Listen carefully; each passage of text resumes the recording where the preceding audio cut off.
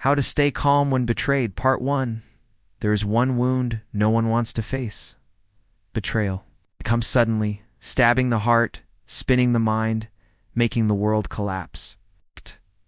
But the real question is not why did they do this? The real question is how will I face it? Marcus Aurelius once wrote, "If you are distressed by anything external, the pain is not due to the thing itself, but to your estimate of its hand. This you have the power to revoke at any moment." Today we talk about how to stay calm when betrayed, not with cold indifference, but with inner strength, with the wisdom of Stoicism. 1. Recognize the pain, but don't let it consume you. Shock, anger, despair. These are natural reactions. But Epictetus reminds us, it's not what happens to you, but how you react that matters. Instead of asking, why me? Allow yourself to feel, then step outside the pain. It's like watching a cloud pass across the sky. Real, but not you.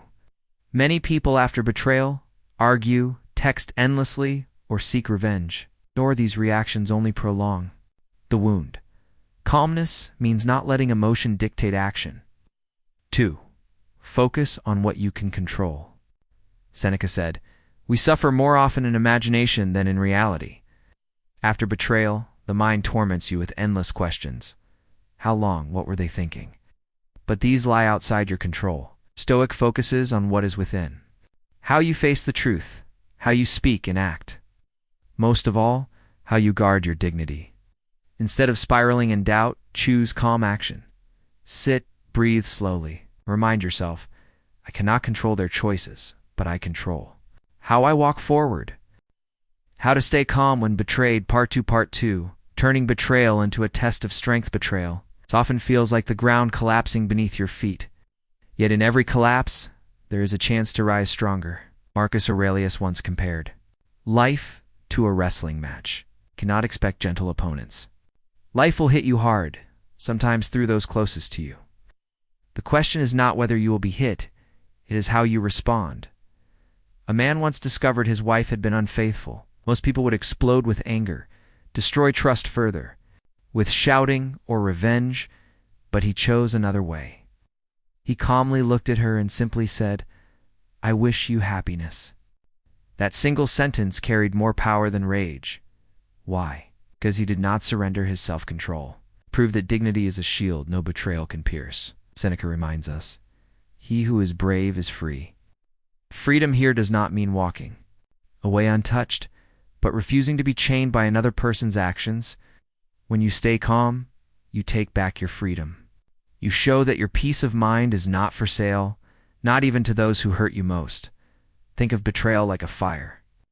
If you throw fuel, anger, accusations, endless questions, it burns hotter, consuming everything. But if you let the fire exhaust itself, staying composed, the flames die. What remains is not destruction, but space to rebuild. Calmness is not weakness. It is the strength to outlast the fire without being turned to ashes. Another example. Imagine a soldier returning from war. His body carries scars, but his spirit chooses not to live inside those wounds forever. He acknowledges them, but he keeps moving forward. In the same way, when betrayed, you cannot deny the pain, but you can refuse to be defined by it. Epictetus taught, it's not things that disturb us, but our judgments about things. Betrayal itself is one event. What follows weeks of torment or steps toward freedom depends on your judgment. If you call yourself ruined, you will act ruined. If you call yourself tested, you will act stronger. Words shape reality. So how do you practice this? Start with small daily reminders.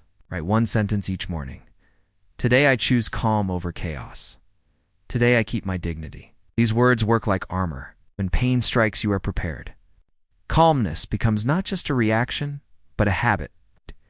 Betrayal is not an end. It is a mirror, showing you the depth of your inner strength. Some break down, others rise wiser, steadier, untouchable. The choice belongs to you. How to Stay Calm When Betrayed, Part 3. Turning wounds into strength, betrayal leaves scars. But scars do not mean defeat. they mean survival. The Stoic path teaches us not to hide from pain, but to use it. Epictetus, once a slave, endured cruelty and hardship, yet became one of history's great philosophers. He proved that no matter how heavy the chains outside, the mind remains free if you choose it. His life is a lesson. Pain can either crush you or forge you. Think of betrayal like training in a gym. The weights are heavy, sometimes unbearable, but each lift builds unseen strength. At first, you only feel the strain. Later, you notice the power you gained. In the same way, betrayal tests your endurance. Every moment you choose calm over anger, dignity over despair, you build inner muscles. No one can take away. Marcus Aurelius wrote, "You have power over your mind, not outside events.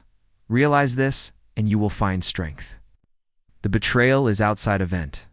What you do with it is your power. When you anchor yourself in calm, you stand taller than the storm. You are not denying the storm exists. You are proving it cannot sweep you away. A real story. After losing a close friend's trust, a woman chose not to close her heart. Instead, she invested her energy into her art.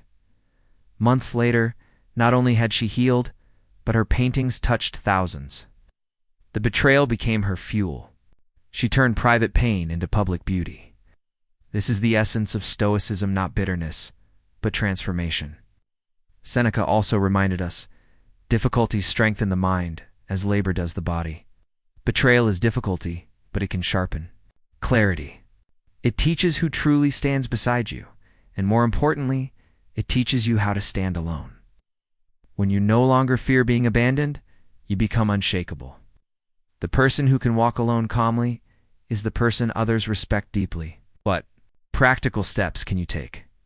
First, reframe the event. Instead of saying I was destroyed by betrayal, say I was tested by betrayal. This subtle shift changes everything.